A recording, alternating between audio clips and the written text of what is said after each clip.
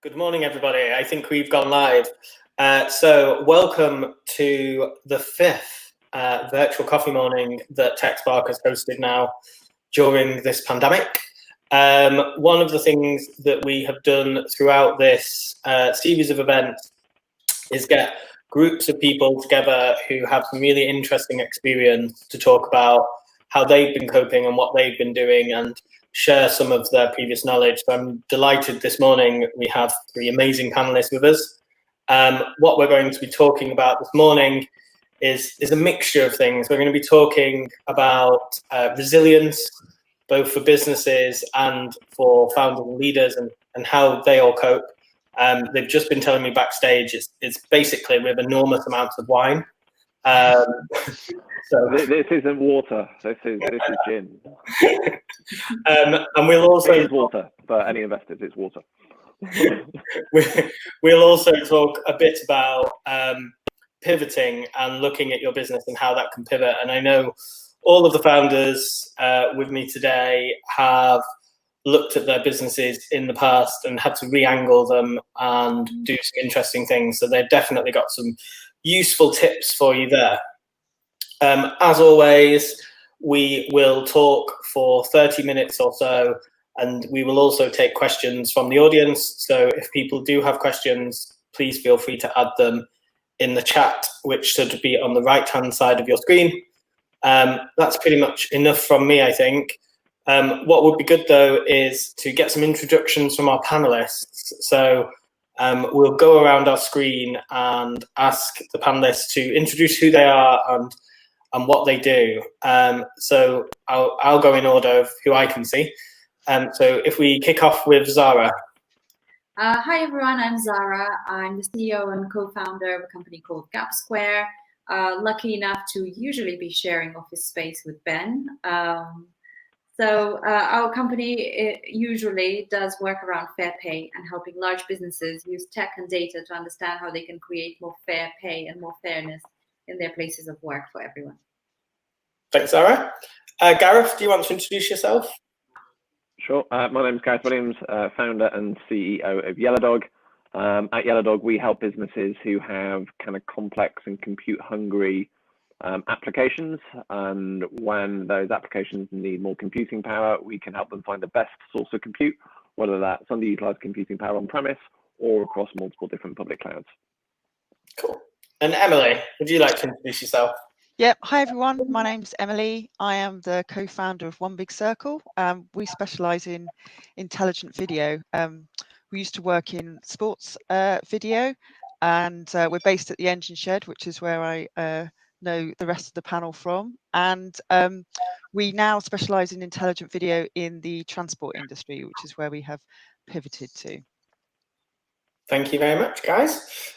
So shall we kick off? And anyone jump in. How is it to run a startup during a crisis like this? How do you stay positive as a leader? Assuming that the crisis is bad for you, it might be a brilliant crisis as far as you're concerned. I could start. I think so.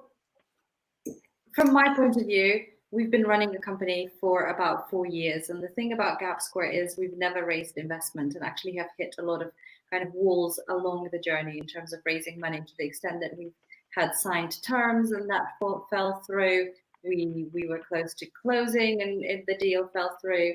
So from that point of view, when this crisis happened, we felt unprepared and yet somehow morally prepared at the same time, because we've had to encounter so many pushbacks along the way that this felt like another pushback. So it was more about how do we adapt to this and how can we help the team through this. And the key thing for us has been transparency with the team and truthfulness with the team about what the situation is like, where we're going, and what it could look like in 3 months' time, in 6 months' time, and then asking them to decide how they want to be part of the journey going forward. So if anything, this crisis has been such a booster in terms of bringing the team together.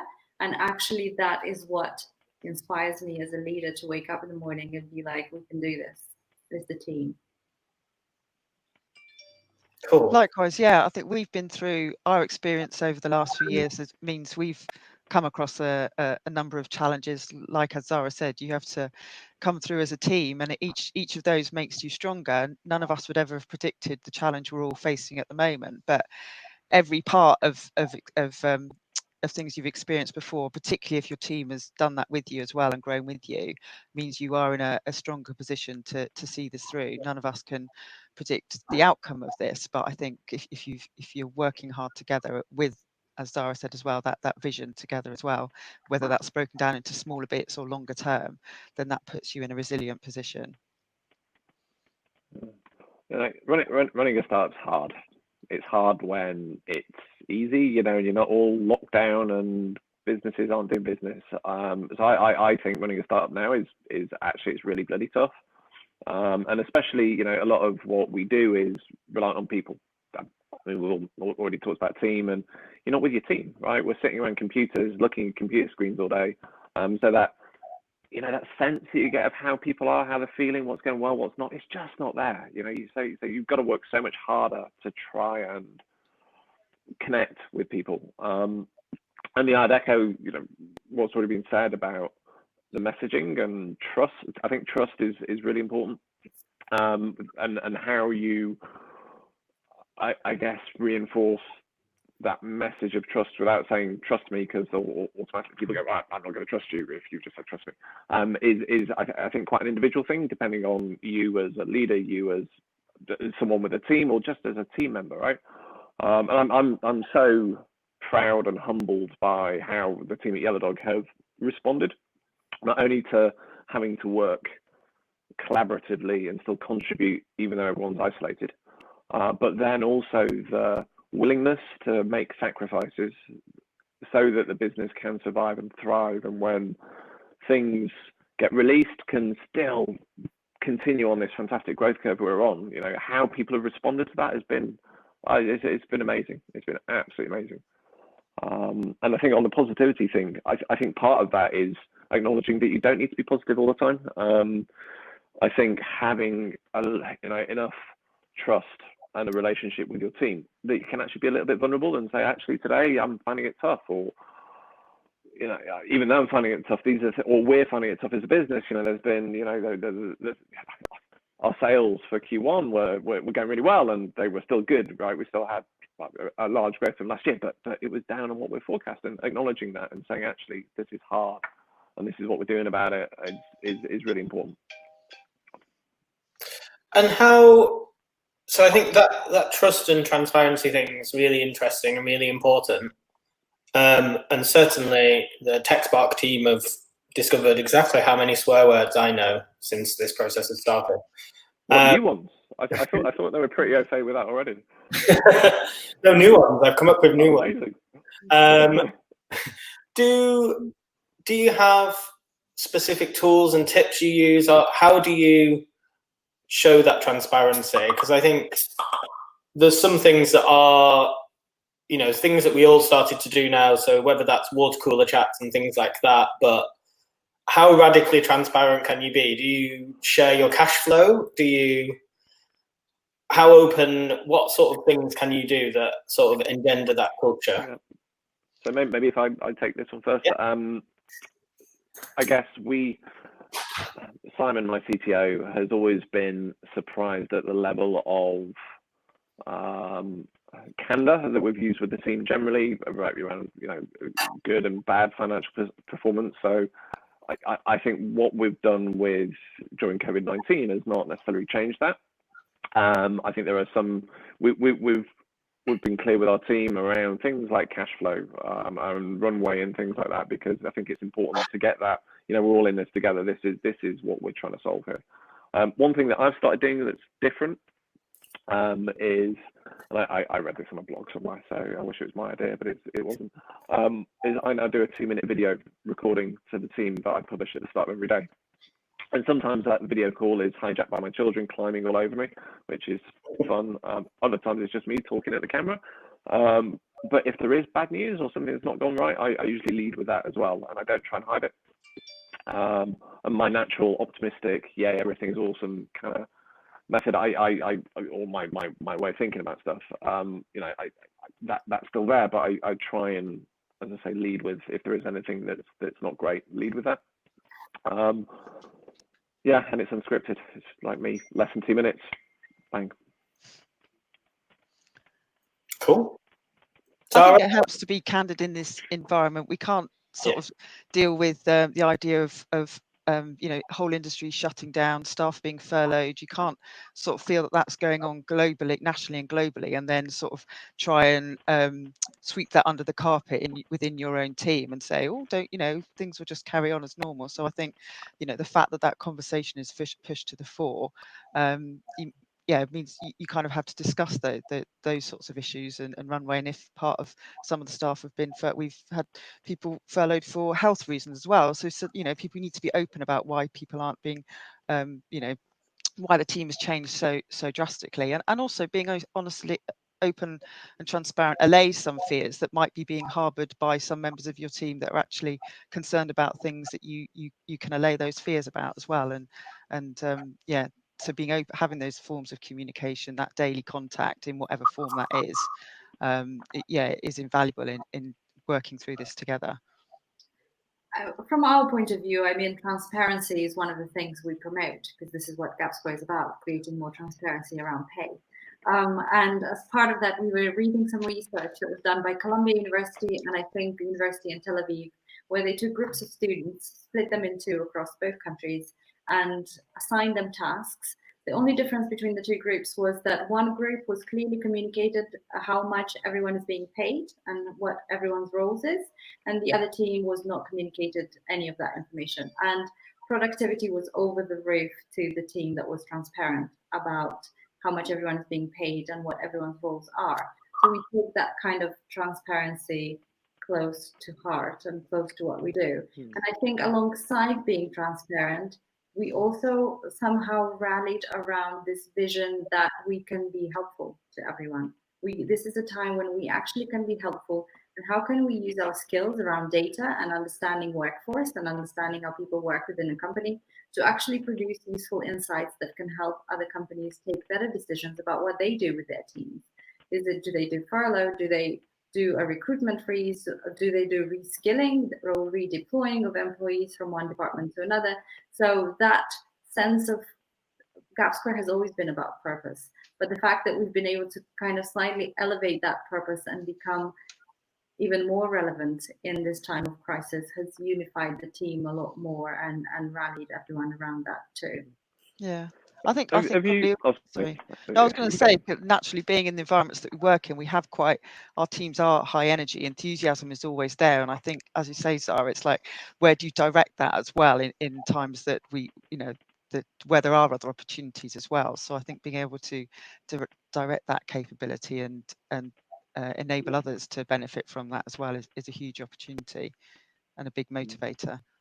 I think there's also another side of the coin. It's like I just mentioned productivity, but I think we need to understand that productivity is not going to be the same right now, and defining productivity is different. And as long as we can see that people have the right support and are operating within their limits, and not actually trying to push themselves too much, because there's risk of burnout even more now than there was before when we were meeting in the office and having 5 to 10 minutes to chat in between meetings and just have a little bit of time to engage and communicate with others. So it's also about making sure that we do keep that kind of productivity and performance in focus, but also understand that now is the time to be flexible and understanding of the fact that everybody copes with crisis differently, and somebody might wake up one morning and feel like they don't have any energy today for anything, and it's okay for them to not have energy for anything that day and to have that time off to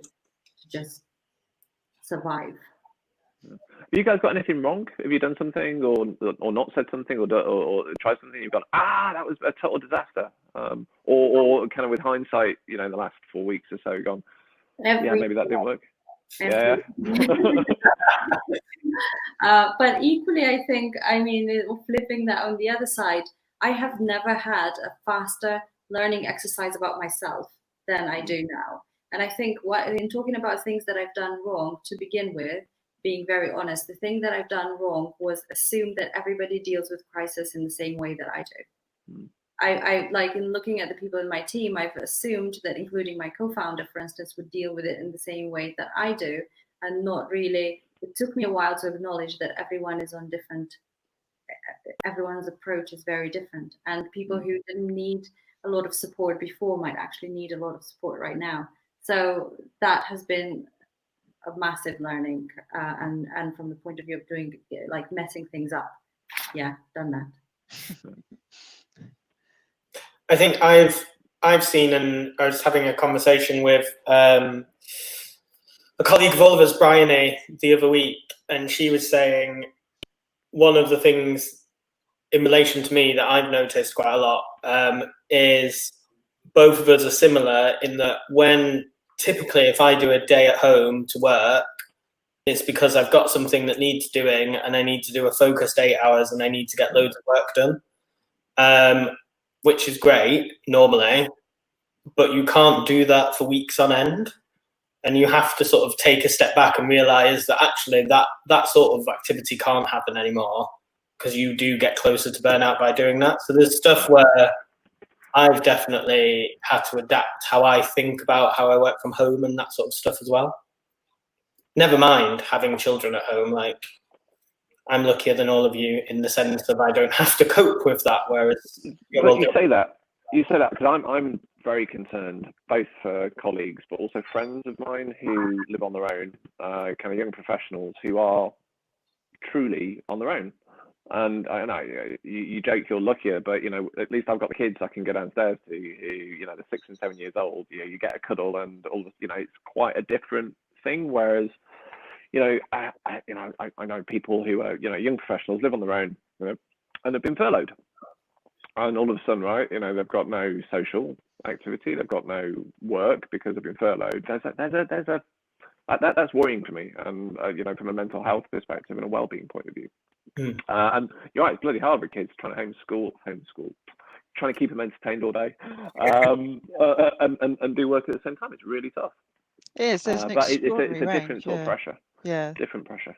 Yeah, there is really an extraordinary range, isn't there, of circumstances that people are in, and like you say, you need to help enable everyone to find a route and a path to walk their way through this at every different stage. And like you say, you can wake up one day is completely different to the next, or so some stuff is mind-numbingly the same, but yeah, daily there's different stuff, there's different moods and different responses from people. So I think you need to be always aware of that as well across your team, and notice when things need to be responded to, and give people either more time or more communication, and try and evolve that. So I think that's been quite a rapid learning curve. In terms of the sort of wider support network, so looking outside the immediate team, I know, typically all of the people here have been based in the engine shed at one time or another. There's very established support networks within the building. What sort of support networks have you all as founders been able to rely on out during this? Are you still using things like Engine Shed and Set Squared? Are you relying more on your non-execs? Are you just spending a lot more time texting your mates? What are people seeing? There's a lot more WhatsApp groups to manage. That's what I'm finding. WhatsApp, man, it's quieting down a bit though, right? But it was like boom. And the number of people wanting virtual pints. Oh my goodness me, leave me alone. Sorry. Yeah, no, there was definitely quite a peak, wasn't there, in the early stages of trying to keep up. In fact, that in itself was almost a pressure. If you weren't on calls with umpteen number of groups, and either socially or work-wise as well, you felt you were sort of not quite in the thick of it. So I think, as you say, that seems to have calmed down a bit. But again, that it showed the connectivity that people needed and thrived from and communicated through. And as with all things start to settle. So yeah, I have got some big family groups, which causes confusion, making sure I'm texting the right part of the family at different times. Yeah.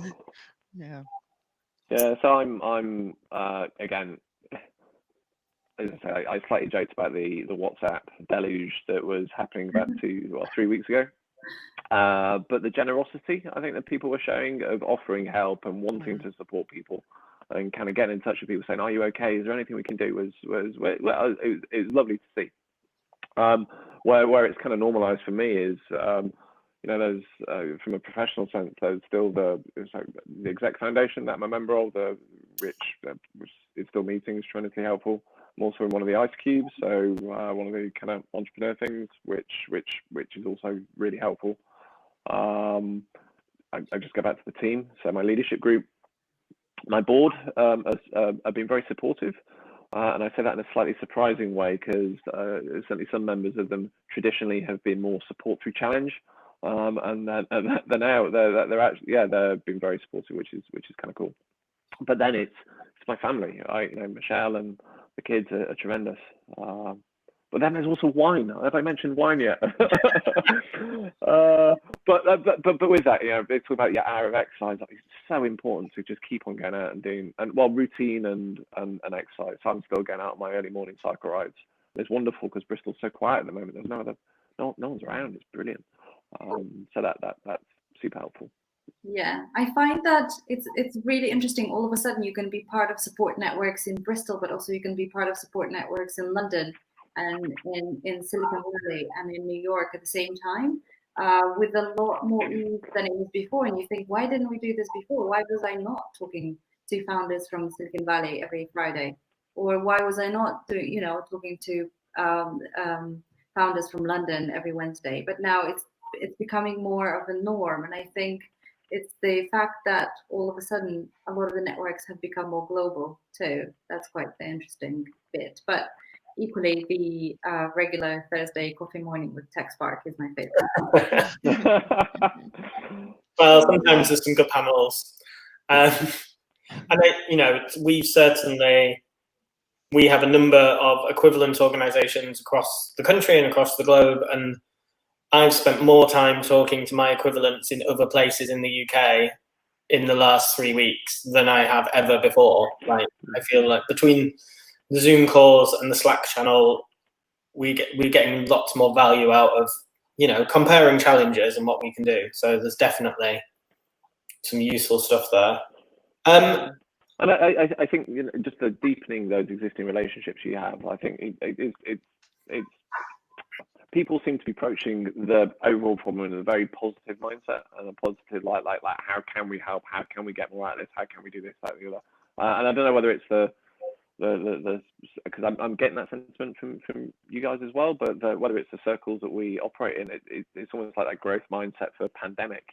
Like what can we do with this that's good? And whether it's chatting with my mentor or anyone, it just seems to be coming through even when people are finding it hard.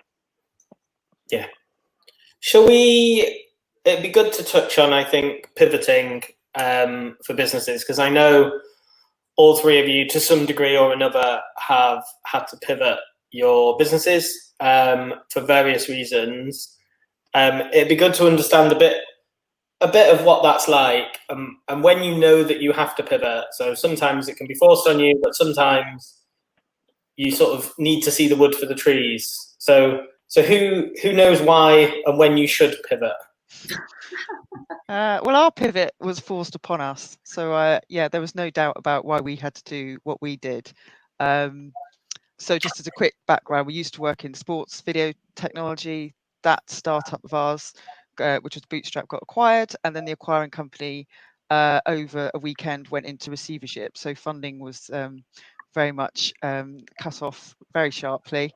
And we found ourselves trying to keep the core team together, but not really knowing what to do with our core capabilities in intelligent video. So as I say, the pivot was kind of forced upon us, and we wanted to find a way to keep it to start again. And it took us probably a year to just sort of get through survival mode, the shock of of having it all pulled away from underneath us. And the first thing we did with our resilience was to get in touch with the receivers that were dealing with the situation down under, which is where it happened in New Zealand. So that kind of so that made us then look out for a new market within which to apply our intelligent video capability, and that's how we did. We had to kind of do some quite long-term market analysis, look at the business challenges, look at where budgets were, look at where the momentum was for innovation. So in fact, that's how our pivot happened. Was forced upon us, but gave us the opportunity to really strategically think about where we could align ourselves. And that's now starting to, that's really come to the fore now. We're in a really positive position. So, but with quite a few kind of battle scars that we've picked up on the way, but a lot of experience, which is now coming to the fore. So, yes, ours was very much a forced upon us pivot, but yeah, with positive outcomes. I mean, we slightly similar. We except we forced ourselves into pivoting. So we started in a very niche market of the gender pay gap, and the idea was always that we're going to start in a niche market, start building a product, start building a customer base, and then we're going to start growing more and more into other areas of fairness at work. So we were doing that quite slowly, except over the past month, we've just hit the accelerator and we've reached where we thought we're going to be in 2 or 3 years' time in terms of the services that we would be offering around data analytics and how you use data to understand your workforce and make sure that everyone's treated fairly and everyone has trust, loyalty, and sustainability with the company. And those are the key areas that we're looking at helping businesses build. So from that point of view, it's maybe it's not like a pivot, it's an acceleration into where we thought we're going to be a long time from now. So my marketing team would tell you that I really loathe the word pivot, because to me pivoting sounds like, as you say, it's something that's possibly uncontrolled. Like, you couldn't tell that the company that acquired you is going to go into receivership. That is difficult. So for me, when I look at and reflect on the YellowDog journey, it's been more about diversification rather than pivoting. And my tongue's slightly in my cheek, but it's really interesting seeing where we are now. We started off selling our products into media and entertainment, rendering, visual effects, and animated kids TV shows.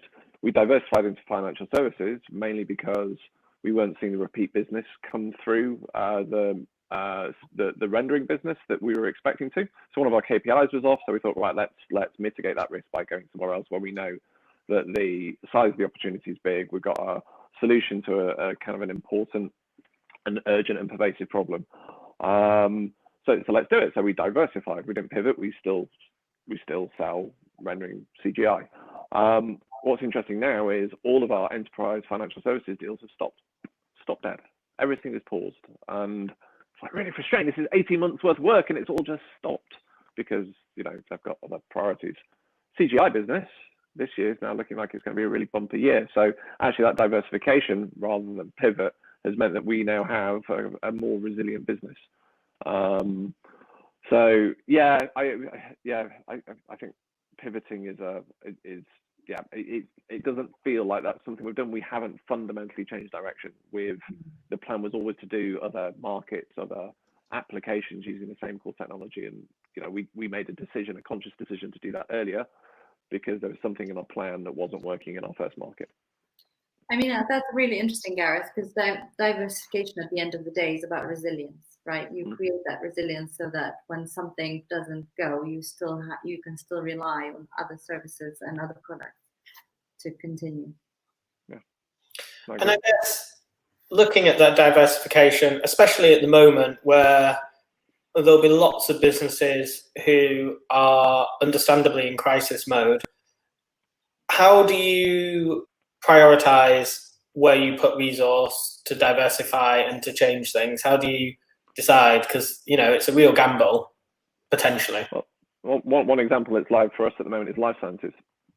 So thinking about towards the end of last year, early this year, one of my jobs was think more about 12 to 24 months time, where's revenue going to come from? So I started doing some work. I did some market analysis, and one sector that was at the top was life sciences.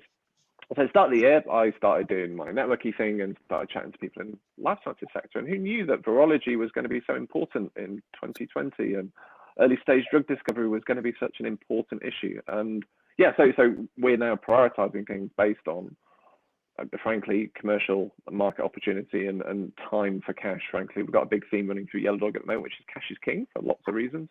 And if there's You've stuff heard that we can, too. yeah, it's weird. Everyone seems to remember it as well. I don't know why. It's a little phrase I just came up with one day. But yeah, so how do you prioritize, right? Cash, market size, opportunity, ability to execute, those sorts of things. Yeah, and I think building in that resilience and the diversification, as you say, to be already. So we're developing in the rail industry.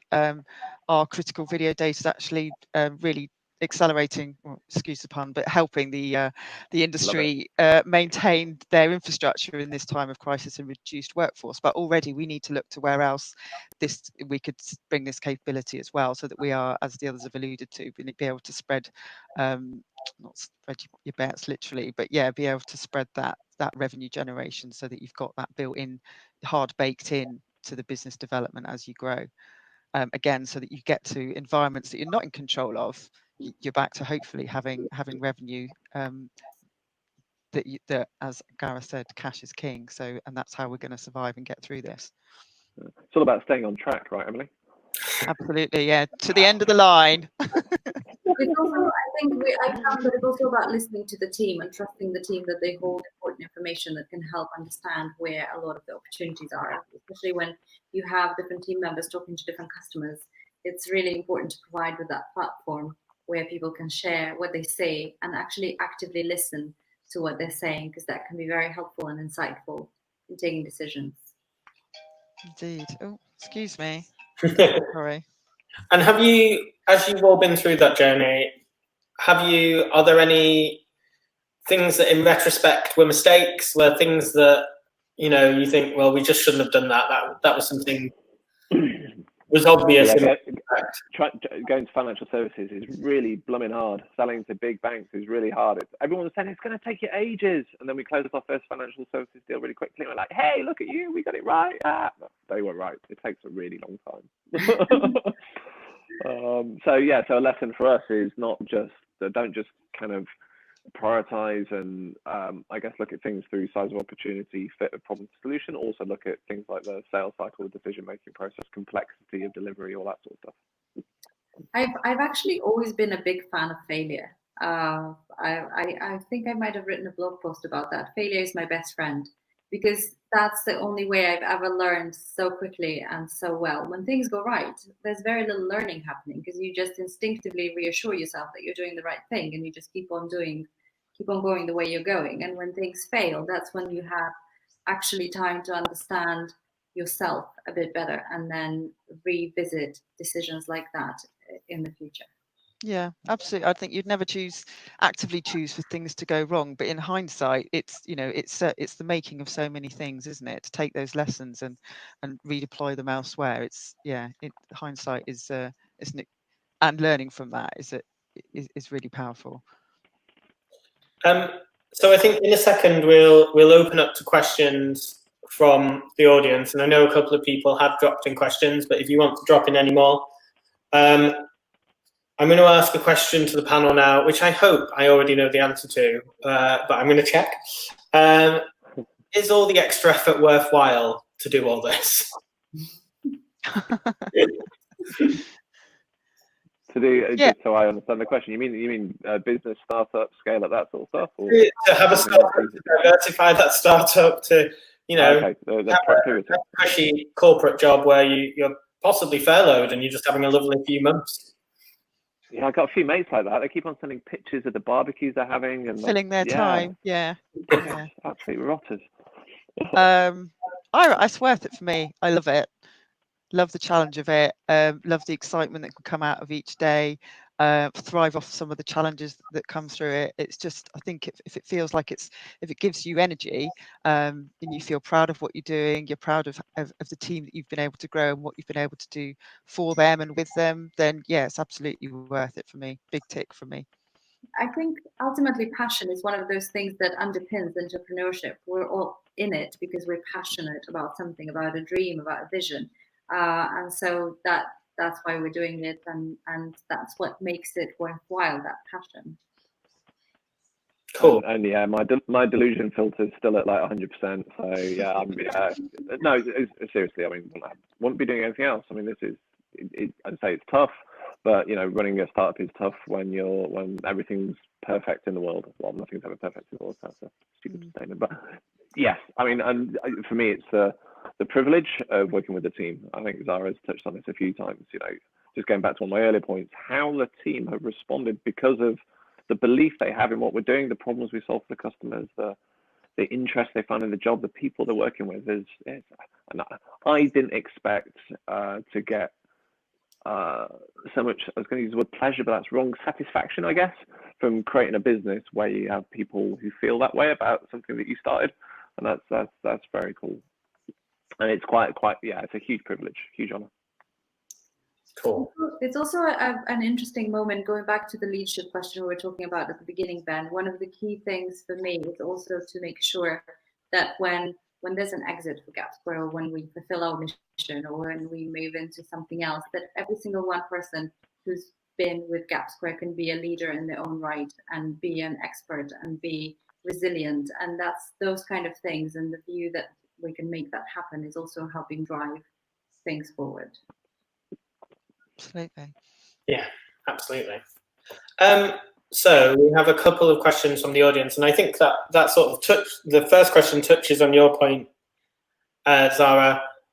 So thinking about resilience and people who particularly at the moment might be struggling, in the absence of seeing them in the office, how do you pick up on the signals? How do you know that someone might be not okay? Yeah, to Zara or to anyone? I'm sorry. Yeah, I can start because bless you. Sometimes I'm really good at that, and sometimes I'm really bad at that. The thing that I'm glad about in this context is that sometimes my team will come back to me and be like, Zara, you're not very good at picking up that stress levels for so-and-so are actually quite high right now. So then you're like, it's about building those relationships where people can be honest with you about the things that you are or are not picking up on. And we've also, with Gapsquare, we've transformed our stand-ups into 1-hour meetings that actually start with just people talking about how their evening went and how good or how awful it was. And that allows for space for people to just be themselves and just be people before they even get into the mode where they're actually working. So that's been very helpful to allow for a space to pick up on things like that and pick up on someone's moods. We've continued and carried through with our kind of Friday afternoon beers, and we have as many engagements and interactions as possible with everyone, because I'm aware that although I have a family and 2 young children that take up a lot of my time, some of the people who work at Gapsquare don't have that. So we allow for a space for everyone to share their experiences and share their fears, frustrations. I mean, lockdown extended for three weeks, possibly more, a lot of frustrations around that. So just providing an outlet for people to be able to let that out, even in the context of a team meeting. Yeah, likewise, having that open, and also, as you say, everyone has a different rhythm to their day now, so it's not, you can try and sort of have something contained where you're all in the same space, but equally some people will want to be online in the evening chatting because their evening might stretch out a lot longer than other, all sorts of things. So I think being able to have that flow throughout the day, and as as we all know, there are times that we can't be available, so it's kind of but being confident the team are talking within themselves as well, and that's really gratifying as well to see that develop and grow. And yeah, just little things like people might all be on a call, but not everyone wants to have their camera on, so it's things like that where there's not an added pressure to what people aren't comfortable with. And so yeah, but like you say, so it's trying to be aware of the kind of nuances of that as well, and if you are not aware, someone telling you, that's brilliant. I think for me it's listening, like that, and deeply listening sounds cheesy, but really listening, listening to what they're saying, what people aren't saying, exploring topics, especially around feelings and emotions and what's going on. I think you need to be observant. You need to spot changes in people's behavior, and how people use it. So our team, similar to others, right, have virtual tea breaks on Slack and stuff, and get together around tea when they're boiling the kettle or whatever.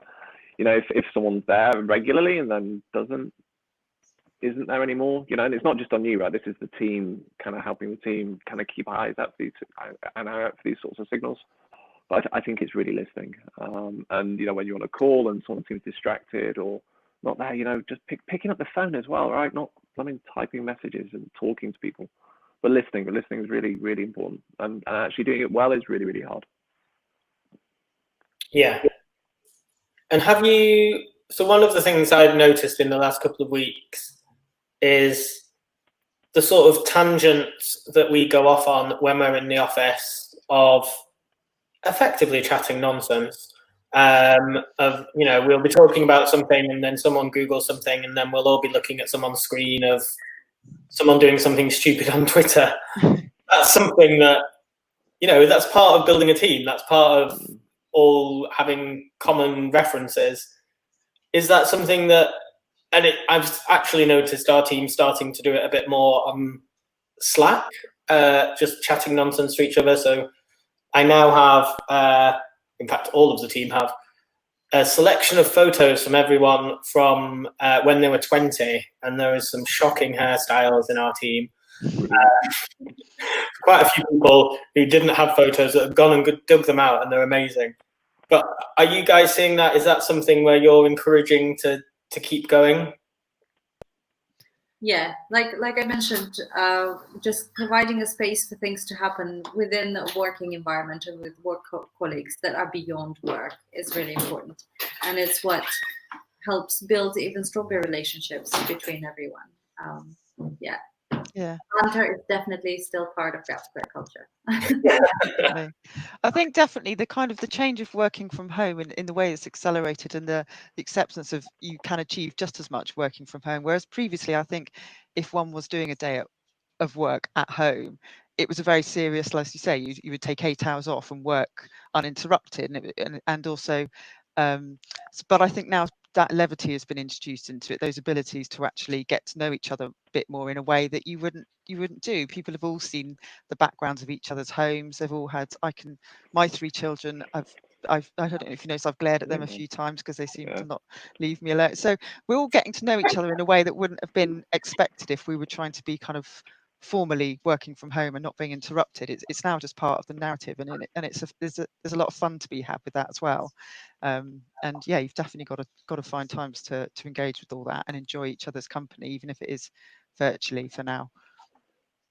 Yeah, I've kind of relied on my team for this.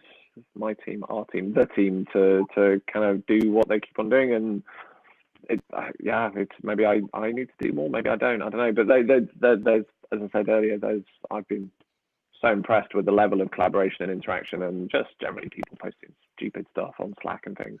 Anyway, so yeah, no, it feels okay to me, but then I'm also a little bit removed from it as well. And Ben, I mean, your hair a couple of years ago was pretty similar to now, wasn't it?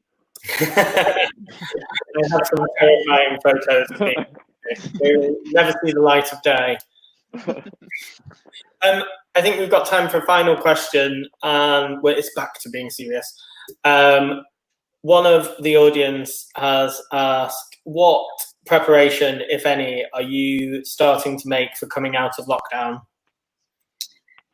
I think it's an interesting question because you hear a lot about bounce back. I think that's important, but it's equally important to allow ourselves time to process what's happening right now. So it's about creating a balance. And we a lot of what we do is focused around helping businesses right now to bounce back with a workforce that is still loyal to them, that still appreciates working for that company, feels like they're being treated fairly, and feels like they're doing the right thing for them. So from that point of view, we're kind of aligning to that vision helps us align to bounce back. But I think it's very important to still be mindful of the fact that we need to allow ourselves space and time to process what's happening and not. It's important to focus on the light at the end of the tunnel, but it's equally important to allow yourself to process the fact that you are in the tunnel. Yeah, I think it's very much. Oh, sorry, Emily. Yeah, no, you go. No, it's fine. No, after you. Well, I think I feels like it's very much a recovery process. It's not, like you say, it's not an instant fix. The switch is not going to happen, and we're back to normal. And there's lots of things we don't want to be normal again. But I think it feels like almost recovering from a, from a, literally is recovering from an illness, and that's how it's going to feel. It's going to be a gradual process. Different people are going to have different ways of responding and wanting to be around people or not, and dealing with people's anxieties around that, but still, maybe having those goals on a, I think we're going to have to be reviewing it on a weekly, daily, monthly basis to know how to bring the team through this and actually be physically present with each other again, which is going to feel very strange,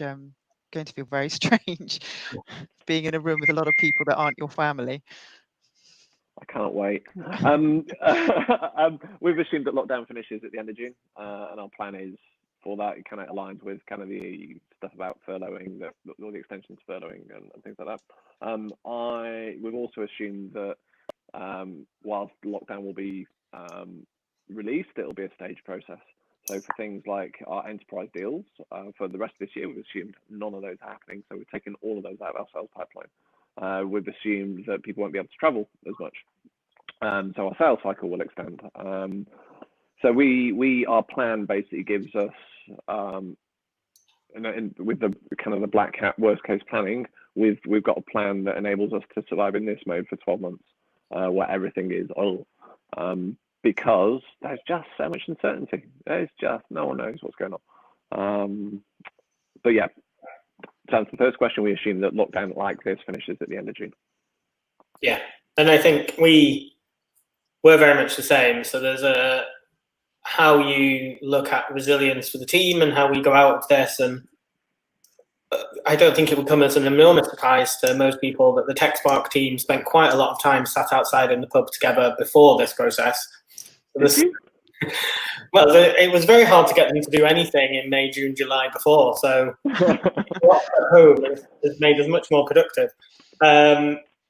Getting back to that is something that is focused. And then there is, a whole set of practical cash flow, logistics things that we're looking at that are, as someone that runs a number of significantly sized events across the city, do people really want to come together to celebrate things now? Hopefully they will do whenever we decide the date is. But yeah, I think at the moment it's still too early to tell really where we'll all end up. Right, we have got to the end of our time. But I wanted to say a huge thank you to our panelists today. It's some really interesting insight from all of you. So thank you very much. Give yourselves a pat on the back. One of the awkward things, lack of applause that you get from this audience. But I assume they would be clapping lots. So we're going to finish up there. For everyone who is in the audience and for our speakers, as you will hopefully all know, the networking section has opened up now. So that's on the left hand of your screen. Please do go and network there. For anyone that hasn't done it before, it randomly matches you with someone for a 3 or 4 minute chat. And then you go through lots of different people. So really interesting to do, if slightly exhausting. So please go and do that. A final call to action from us. We, as I've just alluded to, have started and opened the nominations for the Sparkies Awards, which, as everyone will know, is the most important awards for tech outside of London, including inside of London, I think. The world. Global. Absolutely. Nominations are open at the moment. So please start nominating people. We don't know when the actual awards will be, but we really want to, this is an important time to celebrate the community. So get nominating. I'm assuming someone in the team will chuck the link in the chat. And we will, George just said, when's the deadline for the Sparkies? I don't know, probably the end of May time, but do a nomination now. It only takes 20 minutes. Thank you very much. And we will see you all soon. Cheers. Thanks, everyone. Thank you, everyone. Bye. Thanks for having us.